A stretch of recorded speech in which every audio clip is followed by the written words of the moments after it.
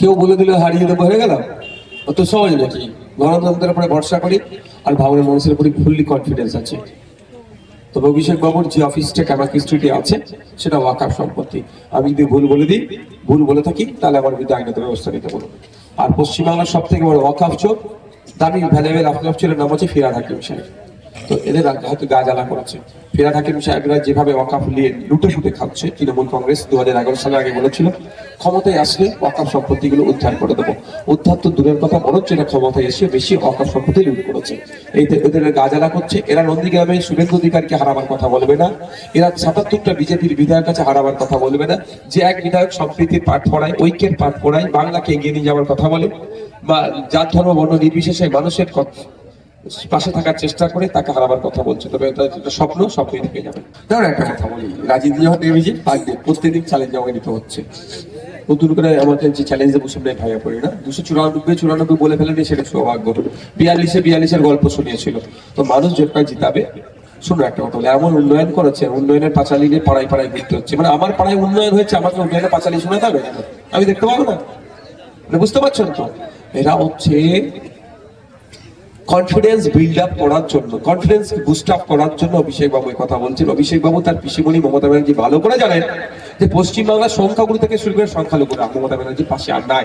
যেটা সংখ্যালঘুদের ভোট নিয়ে খুব বগল বাজাতো, ক্যাপ্টিভ ভোট ব্যাংক হিসেবে রাখতে চেয়েছিল, সংখ্যালঘুরা বুঝতে পেরে গেছে মমতা ব্যানার্জির আমলে শুভেন্দু অধিকারী, অসীম সরকার একের পর এক সাম্প্রদায়িক কথা বলে যাচ্ছে, তাদেরকে জেলের বাইরে রেখে দিচ্ছে।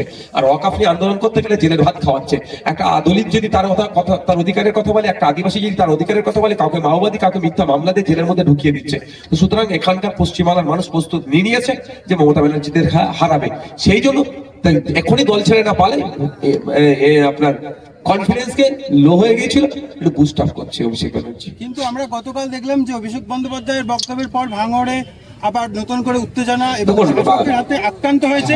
আমরা তার জন্য লিখিত কমপ্লেন করেছি। প্রশাসন যদি ব্যবস্থা না গ্রহণ করে, প্রশাসনের প্রতি ভরসা আছে, ব্যবস্থা না গ্রহণ করলে মানুষ যদি আইন হাতে তুলে নেয় তাহলে কিন্তু ভুল হবে। তো আমরা বারবার সতর্ক থেকেছি, সতর্ক থাকতে বলেছি, আইনের দ্বারস্থ হয়েছি, এই বিষয়ে আমরা ব্যবস্থা গ্রহণের জন্য করছি। তবে শুভেন্দু আপনার অভিষেক ব্যানার্জি বলার পরে আক্রমণ শুরু হয়েছে। তো এটা অভিষেক বাবুকে আপনাদের প্রশ্ন করা দরকার যে আপনি বলছেন গণতন্ত্রের কথা, আর আপনার লোকেরা যে মহিলাকে টেনে মারছে বার করে আপনার নেতাদের উপস্থিতি, তার বিষয়ে কি ব্যবস্থা নেবে? কি ব্যবস্থা নেবে ভাই? নোটোরিয়াস ক্রিমিনালদেরকে যদি দায়িত্ব দেয় বলছি, গতকালই বললো অভিষেক বন্দ্যোপাধ্যায় যে ভাঙড়ে একটা সিট হলেও বাড়াতে হবে, তারপরেই এই হামলা, মানে তৃণমূল আইএসএফ সংঘর্ষ। এটা কাকতালি হলো, বোঝা গেছে প্রি প্ল্যান। তো এই জন্য আমরা ব্যবস্থা গ্রহণ করছি। আমরা মারের বদলে তো মারে বিশ্বাসী নয়। যদি মারের বদলে মারে বিশ্বাস করতে না, তো আমাদের দিকে কেউ আর মারতে ভয় খেলো। আইএসএফ এর মহিলা কর্মীকে আমাদের আক্রান্ত বাড়িতে মহিলাদের ঢুকে মারধর করেছে, তার জন্য আমাদের লোকাল নেতৃত্বরা আছে, তারা দেখছে বিষয়টা, আইনি দ্বারস্থ হচ্ছে। প্রশাসন যদি ব্যবস্থা গ্রহণ না করে, তার জন্য তার উদ্যোগ যারা আছে থেকে যে মামলা করে দ্বারস্থ হবে।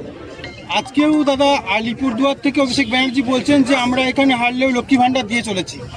তাহলে টিএমসি কি লক্ষ্মী ভান্ডারটা দিচ্ছে না? মমতা ব্যানার্জি ট্যাক্স সাল থেকে দিচ্ছে না, নিশ্চিত হয় তার টাকা ছাপানোর মেশিন নেই। টাকা ছাপানোর মেশিন পাবলিকের কাছে থাকা মানে অবৈধ।